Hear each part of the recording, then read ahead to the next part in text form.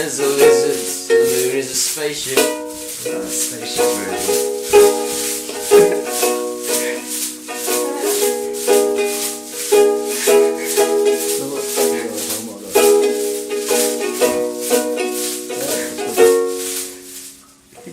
I think it's time for that too.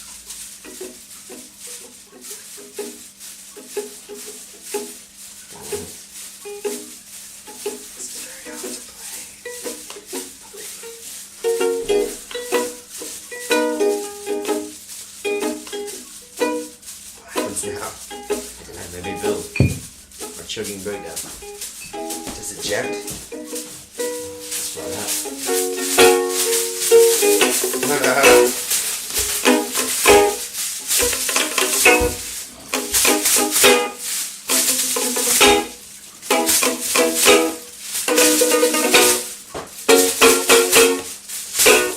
Yeah! That was the best song. It's the first time Jeff Buckley's had a MIDI chords To tell the truth. Spreading a good word. I'm going to take my hat off. Uh-oh. I can read my thoughts now. That'll make it easier. I don't know. I'll wear mine backwards because I'm cool. Like a hairy potato. So what are we doing? What's this about? What's it for? I have no idea Excellent. what I'm doing ever with my life. How about you? Well, apparently I drive bands. Yay. That's one thing. That's one band. Have you had a good week driving our Sirens 4 on their first ever UK tour? I have. Have you had a good week being on that tour? I've had a fantastic week being on that tour. What did you learn? I learned that sleep is far more important than you think it might be. Yeah. And that you can survive on a bag of socks and maybe 2 or 3 t-shirts. I don't really remember having very many consistent meal times. There's no such thing as It was like one day where I ate 3 times, and then sometimes I'd be like, Subway 4 in the morning it is. Yeah. Several occasions where Oreo ate for about 30 hours with one burrito. Love burritos. I don't even like burritos that much. You will. When you haven't eaten. You'll learn. Also, something about all the different colours and things that are inside of it that make it really good tour food. It's an adventure in your mouth. Yeah. Also, sometimes you get a really, really disappointing one and it ruins your day. Well, yeah, I can imagine a terrible burrito would just be the worst thing ever. I have only made 2 food complaints in my life, and one of them was to a burrito company because I was so hungover. I fucked it up so much, and then they closed. And their head office sent me back this thing You called head office about a burrito? I emailed. They were like, don't worry, It's I a too stiff know letter. the pain of a disappointing burrito. I don't know if you're being condescending if you agree with me, but it's not good. Man, you don't strike me as the type that would send food back in a restaurant. No, I still ate it. Basically, I ordered it to collect. I'd gone down there, I'd come back home, and I was like, yes, I'm safe now. And it was terrible, just so very, very wrong. And I was so hungover and upset that I had to email them. Whoops. No, well. Yeah, it's alright, I still go there all the time because they don't have any other burrito place in Bristol. Yeah. So next tour, where do you want to go that you didn't go this time? Scotland and Wales. Don't go to Wales. It's I won't in drive you. places. I'll drop You you want off to drive me to Wales? I'll drop you off at the bridge. You I can make love your own way Wales. there. I love Wales so much. It's a What's great- wrong with Wales? Well, it's a great place with terrible gigs. Sorry, Wales. It's true. Well, It could be my fault, actually. yeah, maybe it's just you. Maybe. I mean, I hate to suggest that. That's fair. I would like to go play a show in Wales at Yeah. some point. Where's good? Actually, I quite like Hobos in Bridgend. Mostly because never found her there. Always never found. I like that band. Yes. Good band. They are a good band. So, first ever Ashes to Angels tour. Yes. What went down? Where did you go? All the fucking big names. Lincoln, Spalding. Fuck, where else did we go? We did it at Citron Saxo. And we just played the kind of north-east side of the Midlands quite a lot. And then Leicester. And then maybe Dundee. Dundee. Yeah, and also it was like one of those things where you're a really new band, you're like, oh, we're going on tour. I was like, oh, how many dates you got? And you're like, oh, I got like 7 dates over the space of 2.5 weeks. We're totally on tour though. Nothing says tour like a 4-day break. Or just a busy fortnight. Can't as a tour back then. Okay. Times are different. Fair enough. When I were allowed. No MySpace. There wasn't even MySpace. Not at the very beginning. No. Or was there? I'm trying to imagine a time without MySpace. What we would have done.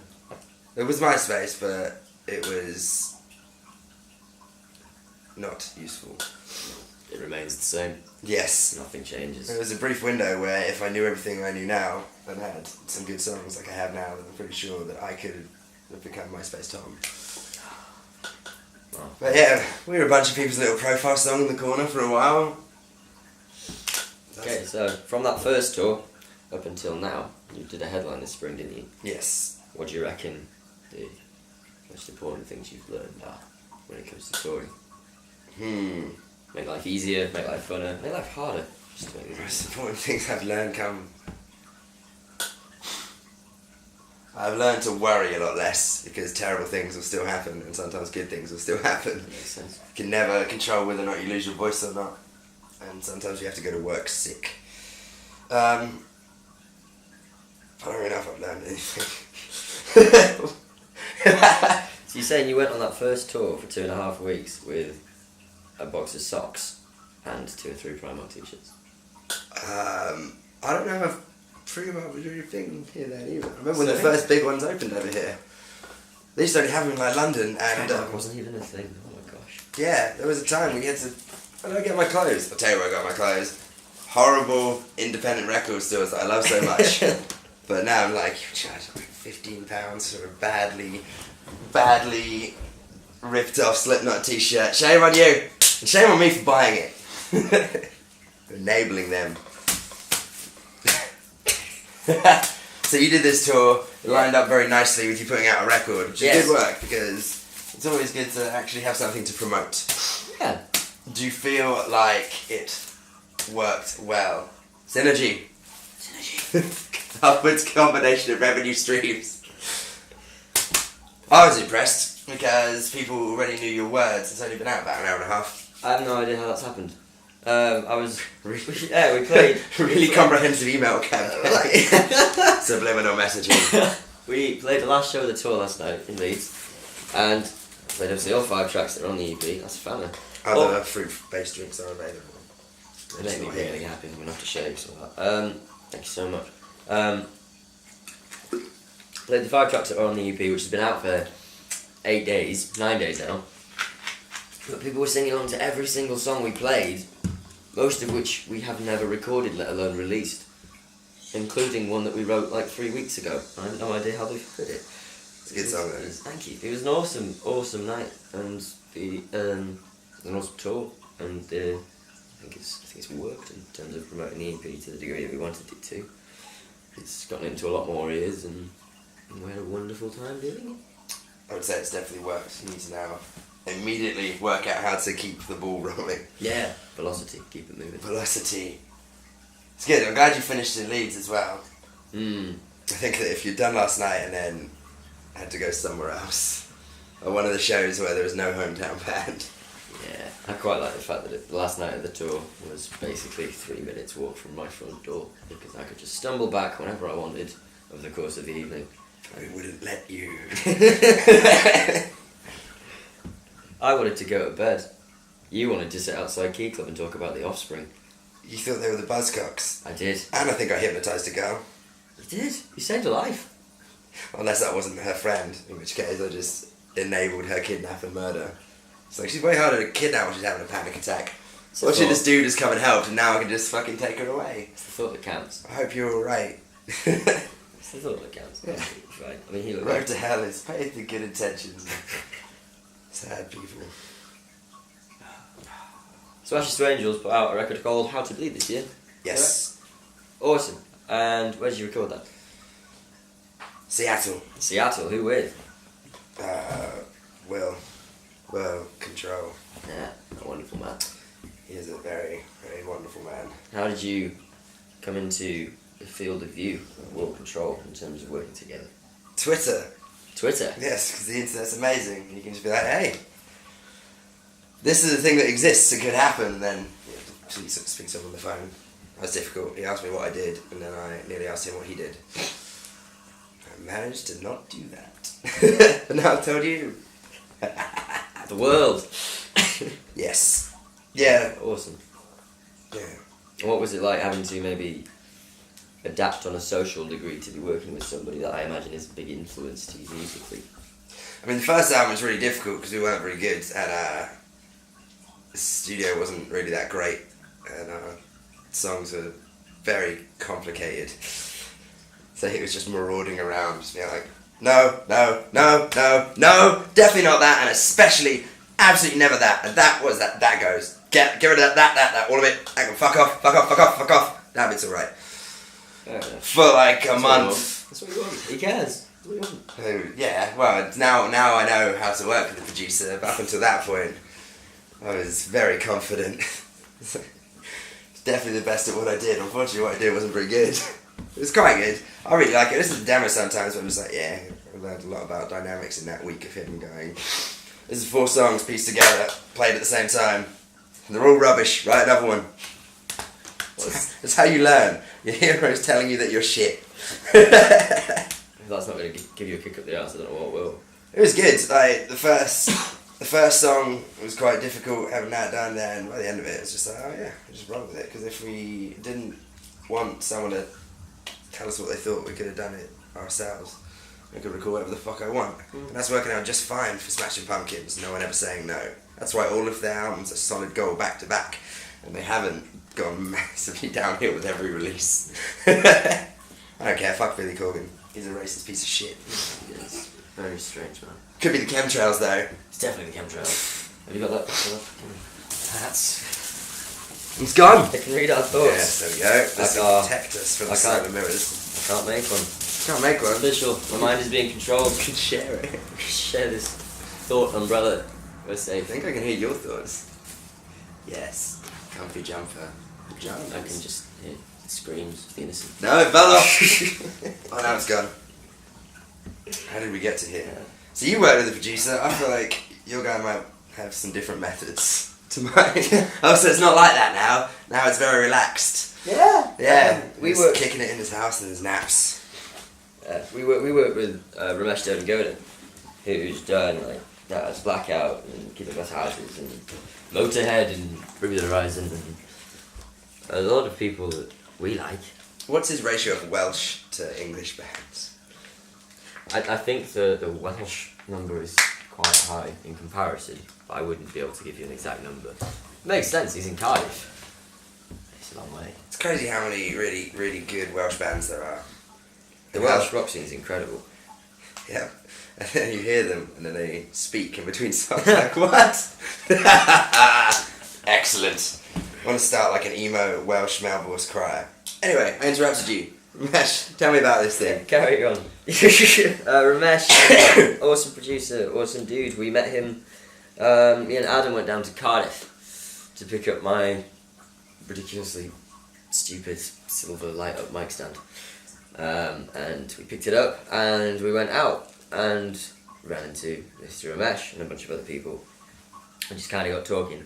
I think he was quite impressed with the fact that we'd driven all the way from Leeds to Cardiff and planned on going back the same day just to buy a mic stand. That's dedication to your show. You wanted it. Yeah, I did. I really wanted it. Now I've got it. I'm happy. And we got talking and just things started to materialise and come together, and then within maybe 8 months we were sitting on his sofas talking about pre-prod and plans and lyrics and arrangements. Does he live in the studio? No, he lives elsewhere in Cardiff. Did you live in the studio? No, we were in there from about 9 till 5 every day. It was very relaxed. You think it's relaxed now, but wait until you live in the studio. If you want to record a ukulele at 4 in the morning, you can record the ukulele at 4 in the morning. See, that's why I do music. That's the dream. Yeah? Yeah, man. I don't want anyone to tell me off for doing my thing at 4 in the morning. We, not this album, the album before, we were recording at the same time Funeral for a Friend. Ah, yeah. And they told on us. They told on you? Yeah. What did you do wrong? Like smoking in the corridor when it was raining and staying up late and Funeral for a being friend. loud. Be cool. Right? Yeah. I'm gonna have some fun. It's not on. It was only one of them. Oh. Wasn't the drummer. He's very nice. In fact, they're all super nice. They just told on us. That was in Seattle. No, that was the album before. That was in Southampton. Ah. A place called The Ranch, which is a fucking amazing studio. It's got like all kinds of shit, and also that's where Creeper record. And I think they've just had. I don't know. It's gonna be so good. Now I'm just thinking about Creeper. Anyway, what's next for Ashes to Angels? We're gonna go on tour with Hawthorne Heights. Yes. I'm gonna be there. Yes, you are. Mm. We're going on tour with Hawthorne Heights, and then we're going to shoot a video while we're out doing that. We got a day off, days off. It's stupid. Throw rocks at them. So we're going to go shoot a video, and then I don't know. After a career of doing everything, just like get that, do this now, go straight away, this, that, go get things and getting everything. But now I'm in the strange position where I have to wait for the right things. It's quite a precarious little swing I ride upon, so I just gotta work it out. I'd like to do at least another video from this record, and then the album's been out for a while, so I guess I'll write another one. Always right. Yes, so I might do an EP actually, because I don't know if I can afford to do a full album. And then have it just a few months later, be like, oh, that was a great full-length record that is out and now dropped out of the lexicon of public consciousness. Do you think when bands get to a certain level and they've been doing things for a certain length of time, do you think they feel a need to do full-length records as opposed to EPs? Well, we started we wanted to do an album, we wanted to do an EP, and I would do it ourselves, and then I was on an aeroplane, and I was like, you know what, let's do a fucking album. This is when, like, nobody who wasn't a sign band did albums. I didn't know anyone else did a full-length album. And I was like, yeah, I'll do that, and like, I had a concept, and I fucking do the artwork and all this shit. And straight away from that point, I was like, I don't really want to do any more EPs, and also, I quite like the idea of doing the entire album, and it's like, if I'm going for the studio that amount of time, I might as well do it, and I don't like to put filler on records, but I think it might be going the other way. People are going to stop doing albums, start doing EPs more regularly. Yeah. And I think that might be partially down to how quickly people are over things now. You've got instant access, and like the giant build up to records, and then the release feels anticlimactic now. Like bands stream the entire album for free, like the week before it comes out. They have like 6 singles and lyric videos before the record's out, and like 10-track record. Like the Motionless in White campaign on the record before, I'd heard pretty much the entire album by the time it came out, and I like to be surprised, and I like to hear the record in order. And I feel like doing lots of EPs means that you can keep it fresh and do new things. Because we put out an album, I fucking love that album, but it came out a couple of months ago, and there's songs on that like they're never gonna get a video because the album's essentially over. It's not over at all. Why would it be over? It's hard to keep the momentum once your kind of core group of followers already have it and have absorbed it into their lives. Because I can shout pretty loud, but I can't not shout as loud as the choir/army that I have acquired from training for the Great War. What about you? What about you? What do you think? You gonna do an album soon? Or just more EPs? Again, it's like, you gotta read the room. Like, you record, let's say you record 12 songs, and you put out, that's potentially one album of awesomeness, 3 EPs of awesomeness, with 4 songs on each one. And you're covered for the next year, and you can release something every 4 months. And it's actually new. And it's actually new, and it's actually awesome, and you're actually happy with it, and there's no filler. It seems to be the case that with everything sort of at the ends of your fingers these days as a consumer, getting things fast and frequently is always better for people. They seem to prefer it, rather than waiting 3 years for a 14-track concept album. 10 years for a tool record. Yeah. It also helped with like putting together live sets, because when I'm I'm building it. I find myself like holding back on new songs in the record, and I'm like, but then if we don't play it now, then when? You got one new song. Or you've probably got more, but you're playing a new song. I like that. You're on the tour to promote your EP, and you're like, here's a new track that people know the words to. This band must be stopped. We've had those songs that are on the EP for a very long time. It's just taken us ages to feel like it was the right time and the songs were the right level to put it out and do it to the best that we could, kind of thing. It does sound ludicrous, you know. You've really backed yourself into a corner there.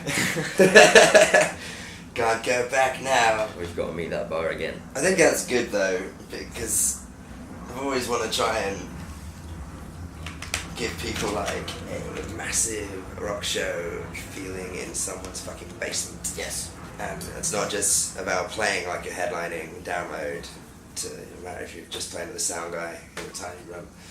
You also got to try and have that entire David Bowie package. And I quite like that you guys are a small new band who's selling out hometown shows and putting out EPs that fucking sound like that.